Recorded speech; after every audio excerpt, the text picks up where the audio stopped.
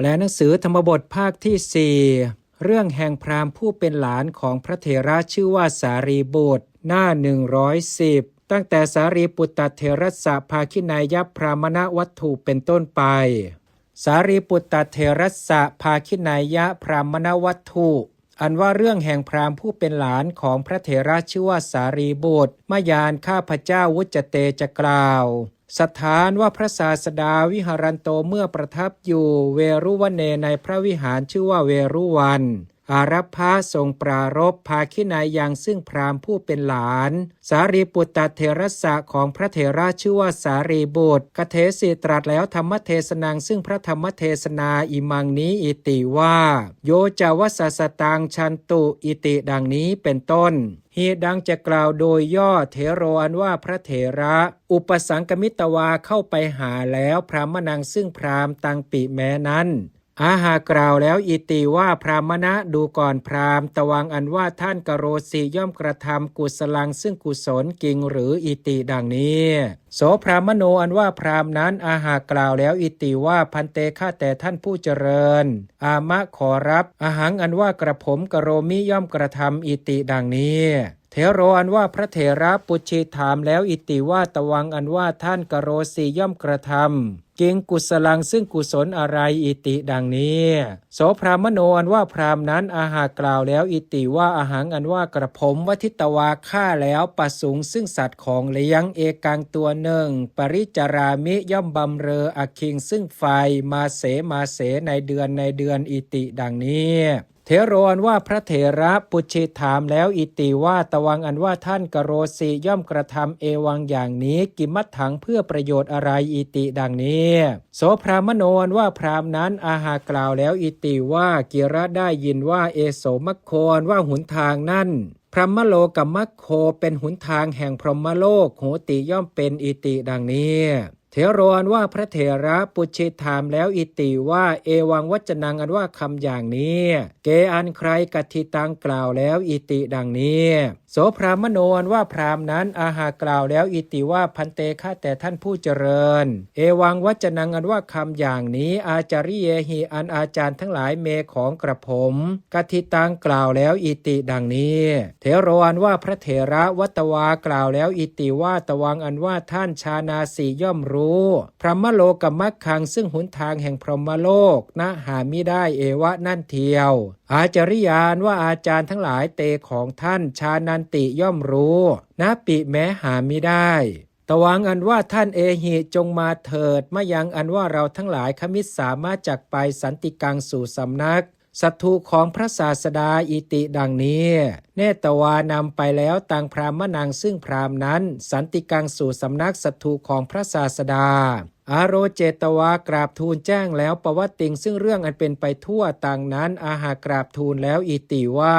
พันเตข้าแต่พระองค์ผู้เจริญตุมเหอันว่าท่านทั้งหลายกเถถาขอจงตรัสบอกพรหมโลกมัคคังซึ่งหนทางแห่งพรหมโลกอิมัสสะพรามนัสสะแก่พรามนี้อิติดังนี้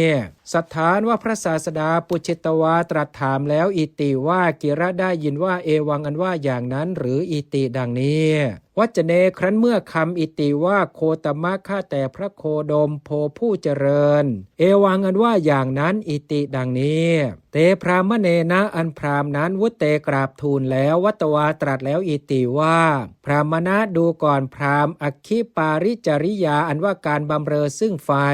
ตวะแห่งท่านปริจรันตัสสะผู้บำเรออยู่อคิงซึ่งไฟเอวังอย่างนี้วัสสตังปิแม้ตลอด100 แห่งปีนะปาปุนาติย่อมไม่ถึงปูชังปิแม้ซึ่งการบูชาสาวกัสสะซึ่งสาวกมะของเรากาลังสิ้นการขณะมัตตังสักว่าขณะหนึ่งอิติดังนี้อนุสนทิงคเตตวาธรรมังเทเสนโตเมื่อทรงสืบต่อซึ่งอนุสนธิแสดงซึ่งธรรมอาหาตรัสแล้วคาถังซึ่งพระคาถาอิมังนี้อิติว่า จากก็ชันตุอันว่าสัตว์เกิดโยใดปริจเรพึงบำเรออักคิงซึ่งไฟวเนในป่าวัสสตังตลอด100 แห่งปีส่วนว่าโยปุคโลอันว่าบุคคลใดปูชเยพึงบูชาอริยปุคลังซึ่งพระอริยบุคคลภาวิตัตตานางผู้มีตนอันให้เจริญแล้วเอกังท่านหนึ่งมุหุตังปิแม้สิ้นการครู่หนึ่งเจหากว่าหุตังอันว่าการบูชาวัสสตังตลอด100 แห่งปีอย่างใดปูชนานว่าการบูชาสานั้นเอวะนั่นเทียวตัสสะปุคลัสสะของบุคคลนั้นไสยโยเป็นคุณชาติประเสริฐกว่าหุตโตกว่าการบูชาวัสสตังตลอด100 แห่งปีชันตุโนแห่งสัตว์เกิดตโตตัสสะอิตรัสสะชันตุโนวัสสตังหุตโตหุตโตกว่าการบูชาวัสสตังตลอด100 แห่งปี